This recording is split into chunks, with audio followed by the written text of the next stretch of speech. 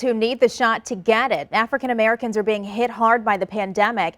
New data from the CDC shows nearly 837,000 of America's nearly 17 million COVID-19 cases are Black. The death rate for African Americans is one of the highest at 18%. News 4's Ashley Lincoln is learning tonight there's an effort in the St. Louis Metro to unravel the distrust that many have. Ashley?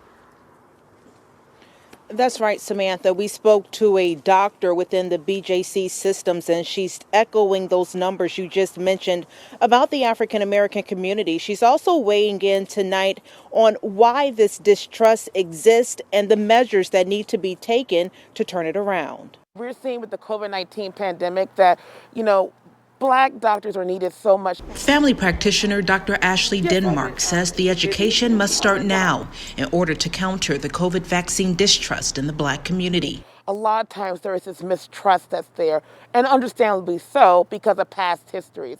Denmark says she sees the stark but not surprising contrast amongst her minority patients regarding vaccinations. They're very much hesitant, but then I see in my other populations, non-minority based, they are wanting to sign up for it first. And so, again, it kind of shows that mistrust they have. Denmark says many of the fears are rooted in generations of skepticism towards the medical field by African Americans. Just take the Tuskegee experiment. Some of the stories where scars still linger include slaves being subjected to surgeries without anesthesia. The Tuskegee experiment, where the government tracked Black men for more than 30 years living with syphilis but never offered any treatment. And the story of Henrietta Lacks, where Johns Hopkins submitted to using her cells for medical research without her consent for decades. This St. Louis resident, who didn't want to be identified, says those stories are why she's waiting to take the vaccine. I don't want to be a guinea pig or experimented on.